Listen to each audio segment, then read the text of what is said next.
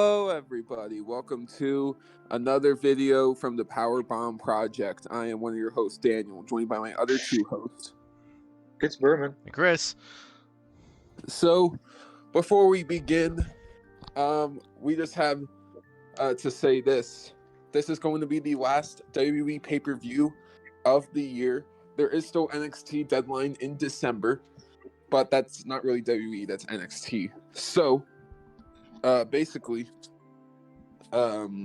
this is the last pay-per-view of the year, and it's a Big Four pay-per-view. And this year it is Survivor Series Wargames, not just Survivor Series. This was a way to reinvent Survivor Series as a whole. The past 6 years, it was Raw versus SmackDown, and 1 year it was even Raw versus SmackDown versus NXT. And all of it's been really fun. It has been. But I can see how the concept can be tiring to some people. Was it tiring to me? No, I enjoyed seeing the United States champion fight the Intercontinental champion and the Raw Women's champion fight the SmackDown Women's champion. I just like that stuff, personally. But I can understand why it kind of became a tiring concept. So, how you guys feel about this reinvention into War Games from the Raw versus SmackDown brand stuff before we dive into these matches? I think it's great. They definitely need something to spice up the crowd, and no one, and mainly wrestling crowd, has not seen War Games for a long time. Only if you ever watched NXT. So this is a nice spice up. And it was originated in WCW as well. So those days as well. Yeah. And also, too, fun fact, War Games was actually supposed to happen like a year ago before, Triple H took over, but Vince was like, no, it's too much of a distraction from Hell in the Cell and Elimination Chamber. We can't allow it. So fuck Vince McMahon. He's a bitch. Do you think this is a good change, Chris, with that being said? Yeah. We'll see if it's another episode of Raw or it's actually going to be a decent pay-per-view. All right. So, we're going to kick things off here with the 5-on-5 2022 Women's War Games match.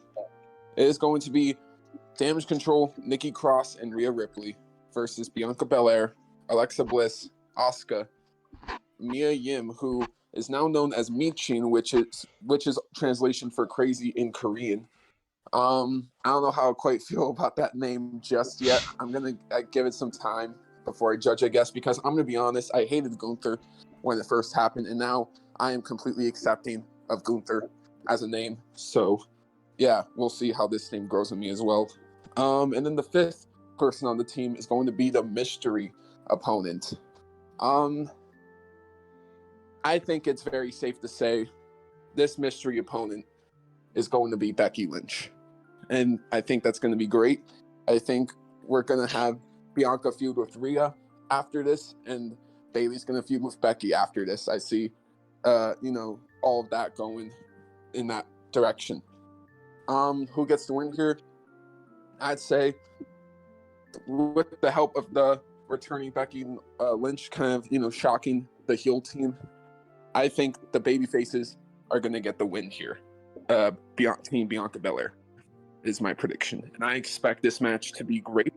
I am expecting an 8 out of 10 for this one. I think both War Games matches are going to go off because this is the first main roster War Games that the whole roster's ever had. So I think it's all just going to go crazy. Yeah, so one thing is the medium. I kind of don't like that Me Chang stuff. Either way, it's kind of inventive how they do that, but if you wanted to change her name, at least maybe change it to Jade, which is a lot better, just one single word. Sounded better to me. But for me, the mystery opponent, I thought it could have been Sasha, but I think there's some controversy there. But Sasha could have made more sense because of the Bayley, and it's the Bayley on the other team. Could be interesting to put if Sasha comes back during that time, but it's possible. I think Becky Lynch is a great substitute for Sasha, if anything. I really think they made a great match. So definitely for me, 8 or an 8.5 out of 10 for me. Also, it is interesting to say, I won't say Sasha's impossible. She's definitely not impossible because Survivor Series is actually in her hometown of Boston. However, if we all remember, on the first episode of Raw after SummerSlam, who took out Becky Lynch? Bayley and Damage Control. So there's also that possibility. And I think Sasha's more likely to return at the Royal Rumble or WrestleMania with Naomi at this point. But we'll see what happens. I think either way, the baby faces are going to win. Yeah, Yeah. there's no question about it. Definitely, it's worth keeping it safe. It's going to be Becky Lynch to be the Mysterio opponent. I'm just hoping, but I've noticed a trend, and I'm not trying to sound like a bad guy or anything, but when it comes to like these hardcore matches, man, and from what I've seen for these past few pay-per-views, I don't want to see any botches from the women.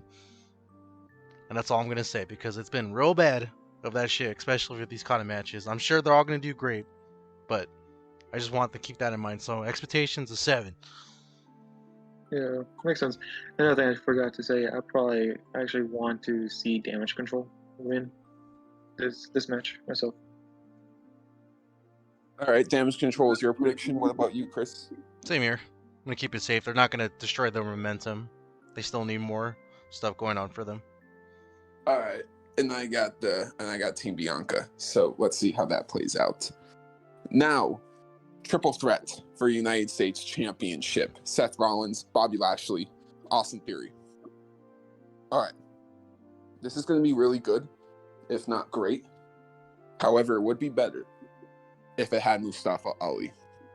The story that's been going on in the past month or so has kind of made me feel like Mustafa has been involved with all three of these guys, Seth, Bobby, and Austin. Why not throw him in the Fatal 4-Way? And if you want to argue, well, he just doesn't have the same momentum as the other three. Well, okay, then he could have taken the pin if he was in this match to protect Austin and Bobby if Seth retained. But either way, someone out of these three has to take a pin. And I'm going to be honest, I don't think any of these three can really afford to take a pin right now. Not Bobby, not Seth, or Austin. Because Austin kind of, after losing that briefcase, has been on a more aggressive side. And you don't want to make him look like a joke by getting pinned. Bobby, he just lost to Brock. You don't want him to take another L right after. And Seth, you potentially are going to have him face Cody at WrestleMania. Who knows? So you can't really fuck up his momentum either. So, with that being said, though, I think Seth Rollins is going to retain the title. I think it'll be a great match. I expect an 8. I just think it would be better if it included Mustafa Ali or even Riddle or Chad Gable. This just should have been a fatal 4-way or something more than just a triple threat, in my opinion. Yeah, I think it's kind of fair, but to me, I think Seth Rollins, probably Lashley, and Austin Theory is a great combination.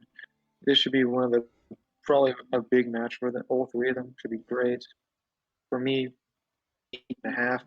And for the first time ever, I'm picking Austin Theory to win because I hated him for a long time, but now his gimmick is gone. No selfies anymore. He's pretty much the original Austin Theory from the Evolve days or the NXT days. So I want to see Austin Theory in this type of light right now. So Austin Theory for me. That's an interesting pick because I'm not even going to lie, Berman. Austin Theory has been rubbing off pretty good recently of these couple of episodes since he got rid of the Money in the Banks. I would like him to win, but at the end of the day, I think Seth Rollins is still going to take the win. And if Mustafa Ali somehow comes in, he's going to be towards the end. So I'm going to give it an 8. Yeah, I think we're all expecting a great match. Again, I just feel like since Seth has had the conflict with Riddle recently, Riddle and Gable had that amazing match last week on Raw. I don't know. I feel like more than just these three could have been better for the pay-per-view. But again, that's just my opinion. Now, we move on to the only match out of these 6 that is not confirmed yet. Bray Wyatt versus LA Knight. Now, if this match doesn't happen, the match that will probably be the 6th and the final match will probably be the SmackDown World Cup Finals. But I'm going to assume that Bray Wyatt versus LA Knight happens on this show. It only makes sense for Bray Wyatt to make his debut at Survivor Series, considering they've been building this up since Extreme Rules. And that was nearly 2 premium live events ago. So, with that being said, I think this will be good. I think it'll be fun. I think the main goal and objective here, though, should be to make Bray Wyatt look as dominant as possible. And I think that's what could and should and will happen. So I see Bray retaining. Not retaining, winning. 7 out of 10. Simple. Yeah, for me, I anticipated. I love Bray Wyatt too much, and I think against LA Knight, which is one of my second favorites in the SmackDown roster right now, these two, it's gonna be fun. I think it will be confirmed 100% how they are acting each other. So I'm expecting a lot for this one for me, just because I can't wait to see Bray Wyatt's new character pop up. So for me, I'm gonna give this an 8.5, just because I can't wait to see Bray Wyatt's new character and how he introduces himself, and I can't wait to see how he looks in wrestling, and maybe brings up some new moves that no one has seen before. That'll be interesting to see. So definitely 8.5, and Bray Wyatt for win. No easy pick. Bray Wyatt, like always. It's gonna be. I don't know much about LA Knight, but if it's anything with Bray Wyatt, I'll watch it. So yeah. I think you would like LA Knight. I'm going to be honest, personally. I think LA Knight has a great mic skills, right? That's kind of his thing. He definitely can be great in terms of insulting people and just basically carrying himself on the mic with confidence very well. Overall, LA Knight is very great on the mic. However, my issue comes down to whenever he's in the ring, I would classify him as mid. It's kind of how I view Karrion Kross, great personality and great gimmick, but in the ring, I just can't really believe it. Oh. Rip. That's just my opinion. Moving on to AJ Styles versus Finn Balor. I think this will be great. It could even be amazing. Who knows?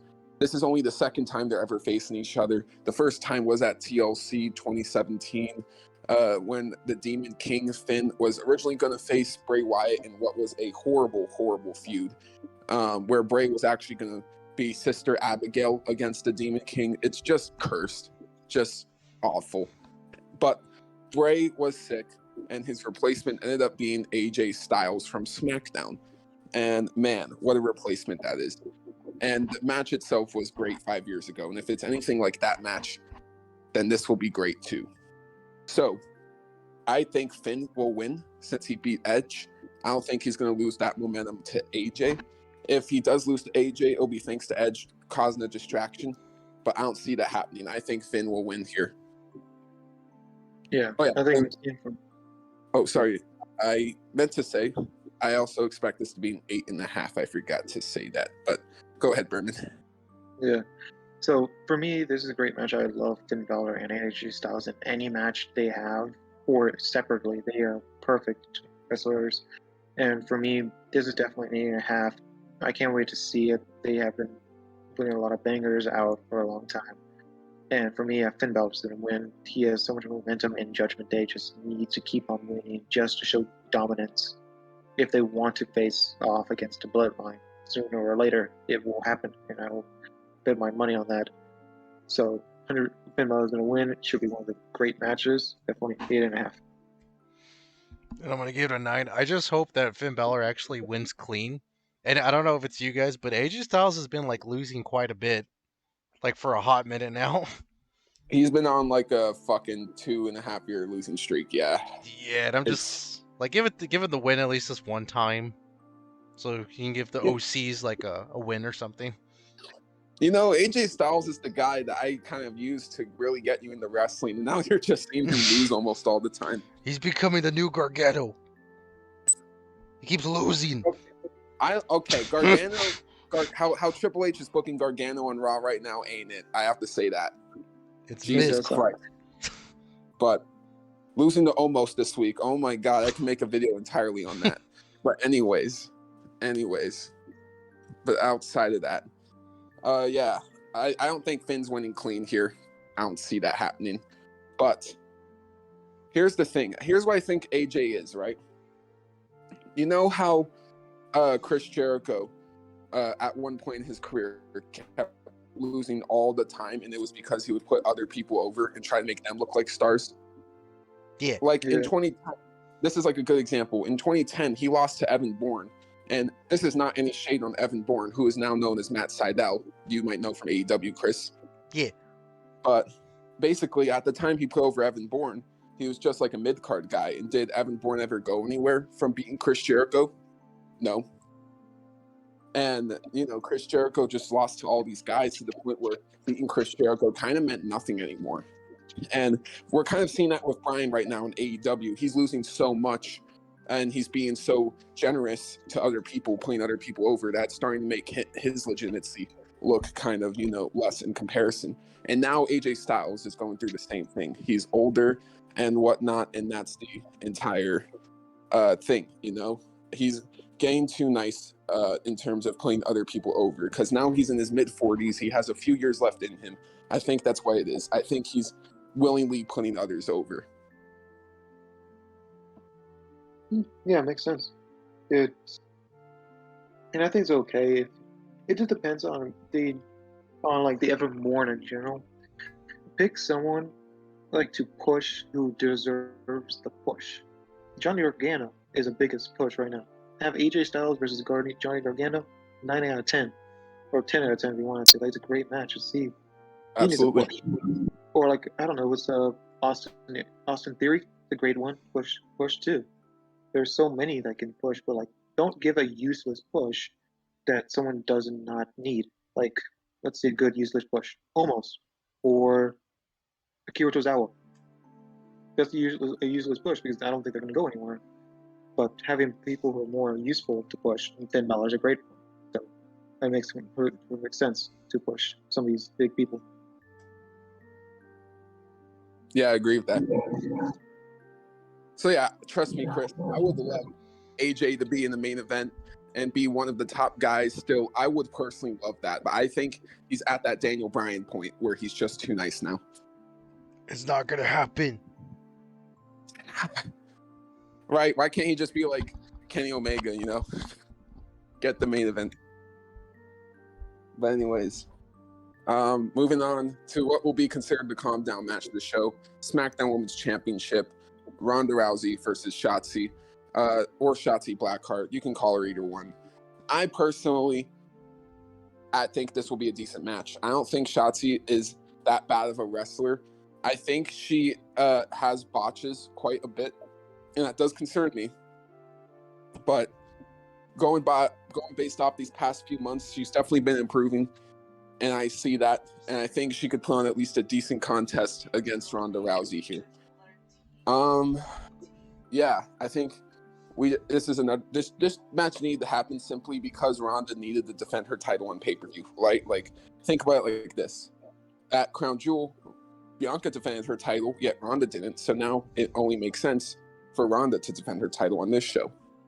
It's only logical. So overall, Ronda retains. Simple as that.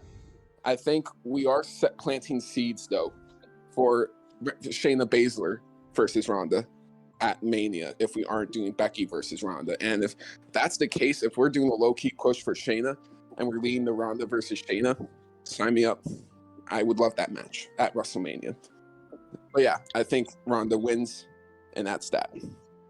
6 out of 10 for expectations. Yeah, so for me, I like Shotzi a lot, but she's just, I don't know about the hair against Ronda Rousey. It just feels like it was going to be a squash for maybe a few seconds. Oh no, small comeback and then squash again. But for me, it could be a good match. I'm going to give it a benefit of doubt. I give it a 6. It should be fun. I'm just hoping that if what you're thinking, Danny, with maybe a pushing Baszler against Ronda, I think I'm happy, completely fine. I love Shayna a lot. I loved her in NXT. I want her to be the NXT Shayna again. So I would love her to win the championship. She should have won a championship against Becky Lynch a long time ago, with no question asked. Yeah. But they didn't, so it pissed me off a lot when that happened. It really did. So I would love to see that, definitely. And it should be an okay match. So, and I probably want Ronda. That's all. I think the reason they didn't give Shayna the belt at that time was probably because it was in an empty arena. But yeah, this is what else I'll say.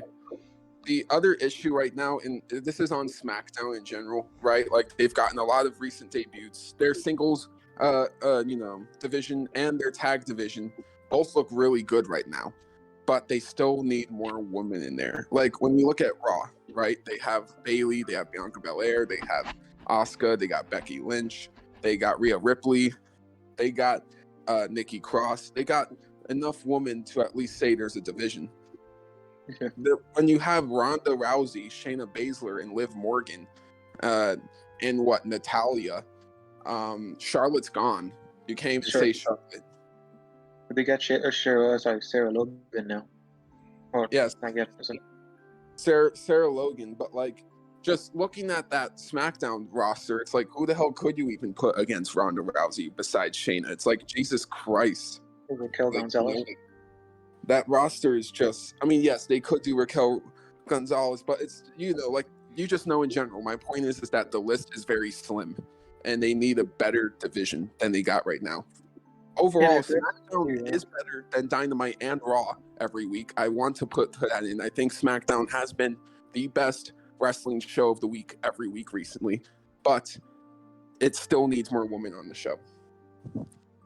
So I think that'd be fine. And definitely, if you want to, bring some NXT. Bring some, like, I think the best thing you could do, bring Toxic Attraction up. Let Mandy Rose lose that title, then bring a Toxic Attraction up to the SmackDown roster. They will succeed a lot. It should be great. Or Cora Jade could be another one. There's so many others that could definitely fit into the SmackDown roster who deserve to get that push. Zoe Starks is, I think, one of the best picks to bring up to the main roster. I think she's great. So there's so many picks. They just need to think. Triple H needs to think to bring some NXT people up to there, or some UK people. There's some great UK people that they don't use. So Meiko Satomura, that'd be interesting if she ever becomes in the main roster. That'd be interesting to see if it ever happens to make that point. Yeah, they definitely need to find some way to make the roster on SmackDown have more of a purpose. That's all I could really say on that. And again, I don't even like Charlotte Flair. I really don't like Charlotte Flair. But it's like, Jesus Christ, this company's gonna have no choice but to bring her back in with the rate they're going in. It's like, oh my God. But yeah, besides that though, I'm glad they're giving people like Shotzi a little bit more of a shot and opportunity. I think it'll be fine. So, Chris, what is your take? It's going to be a bathroom break match. It's going to be the most average thing just because they need it, because Ronda Rousey is the champion, and you have to remind the people because they don't care enough on SmackDown. Because SmackDown hates women. Yeah. Thank you. That's your prediction? Yeah. If a prediction, it's going to be Ronda Rousey. This is just filler, dude. It's just there to calm people down. Let's not kid ourselves.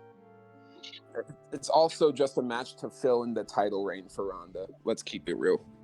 She's going to drop that shit. There should have been a way better filler than Shotzi, to be perfectly honest. Ronda ain't losing that belt till at the earliest WrestleMania. Kind of just like Roman.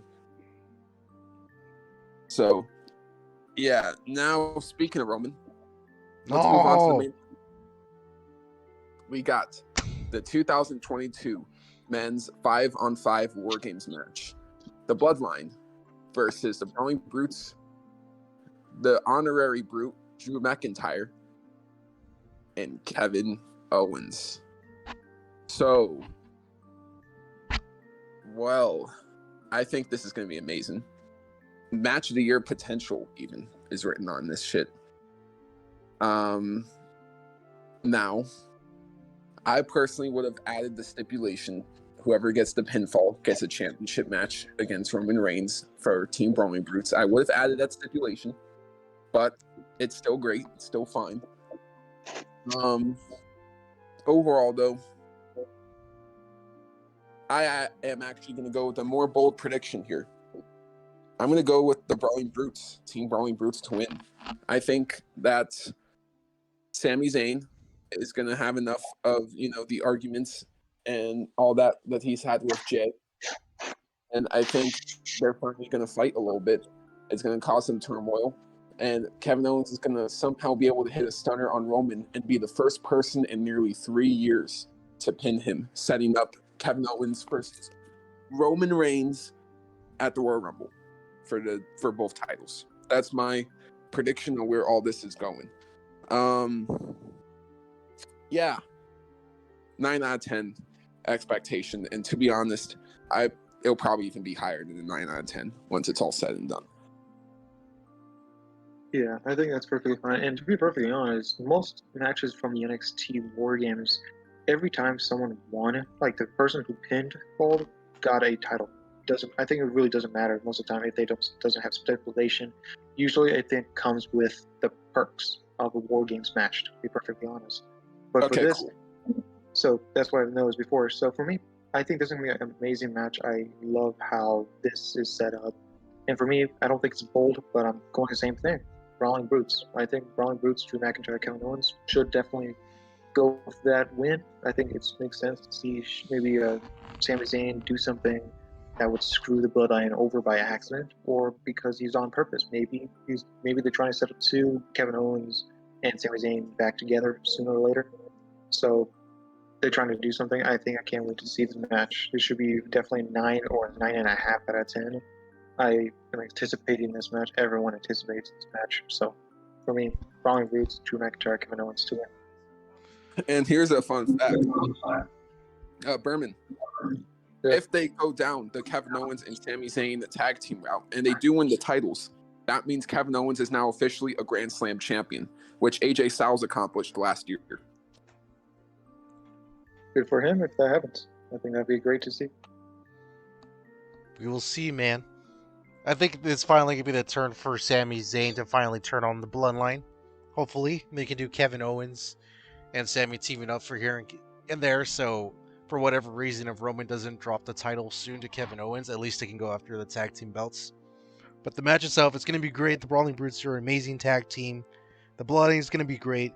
Roman Reigns, and it's a War Games match. You can't go wrong with it. So it's going to be a 9, and hopefully the Brawling Brutes take it. But I think the bloodline's going to win, and they're going to cheat again. Interesting. Like always. Here's the question though. In a 5v5 War Games match, right? When every member of the bloodline is inside the War Game structure, how would it be possible for them to cheat in the War Games match? Because they're going to get Dwayne "The Rock" Johnson's daughter from NXT to come in. That would be hilarious, but I don't think that would happen. I don't know, man. It's War Games. Paul Heyman's gonna do something. If I think she's anything, basically right. Cheat, Paul Heyman's gonna bring something in to make it a cheater, like handcuffs. Handcuffs. The Paul Heyman thing makes more sense because I know for a fact outside of The Rock's daughter, there's really none of their other family members wrestling right now. In WWE. They're gonna grab some motherfucker from some indie scene, just like, you know what, screw it. We need the 6-member. Or it's gonna be The Rock himself. So no, this is where I see it all going, okay? I think the path is very clear. I think ending Survivor Series with Sami Zayn's face turn makes a whole lot of sense. And again, I think this could go down in one of two paths. Path 1, The Rock shows up. And that would be, we do Kevin Owens versus Roman at the Royal Rumble. Roman beats him. And then the Royal Rumble match happens. And that's going to be a whole nother discussion. The Rock won't win the Royal Rumble. Okay, The Rock won't win the Royal Rumble. He's going to fight Roman no matter what. But here's the issue. Apparently, WWE is trying to get a world title on Raw by January. So I don't know how they're going to do it. Maybe Kevin takes away the WWE title and Roman keeps the Universal, and we do Rock versus Roman for the Universal. But no, either way though, I think Roman's matches are lined up very easily. War Games, then Kevin, and then at WrestleMania, it would be The Rock. And then if The Rock doesn't show up, I think the Royal Rumble winner is going to be Sami Zayn. And we're doing Roman versus Sami, where Sami's going to be the guy to beat him. And that's what I want more than anything, actually. I would love Roman versus Rock the most, if I'm being honest. But if Roman versus Rock doesn't happen, give that fucking belt to Sami. He's been around for 10 years in the company. He was the underdog babyface. He was the conspiracy theorist. He was the guy who went on Johnny Knoxville's level in terms of doing jackass shit. Sammy came into the bloodline and somehow made an amazing group even more amazing. Again, I'm going to say it. Sami Zayn should be the next Universal Champion. Period. That's all I could say on that. We'll see. And I think that's where it's going to go if The Rock doesn't show up. But realistically speaking, I think The Rock will show up. Kevin and Sami will go for the tag titles. And then that will be that. That's where I think this is all headed. Yeah, that makes sense. To be perfectly honest, the person I kind of would love to see Roman to lose to is Cody Rhodes. Maybe he wins the Royal Rumble just because I feel like Cody Rhodes looks so much better. Or Austin. I'm still thinking maybe Austin could bring in. To be honest, I just don't think Cody deserves to be a world champion. Yes, he does. He literally started a company just so he could get this title shot. I just don't think he's good enough. You need to leave this podcast right now. Nah, for real. Cody Rhodes is overrated. You've heard it here, folks, from Daniel. Daniel's take, Cody Rhodes is overrated. What do you think, and this is a bold prediction to me, is there any way do you think CM Punk might come back at the Royal Rumble? Not that early, no. I think, if anything, he could come back at WrestleMania. And we could get Punk versus Stone Cold. Probably a nice old school match to see. I'm just curious to think of that, but even if the person, I'll be okay with Sammy to win. I'm just hoping that maybe he changes his attitude a little bit with how Sammy acts. Well, hold on though. We'll talk about the CM Punk stuff in another video. But all I have to say is we all know damn well it wasn't CM Punk's fault mainly.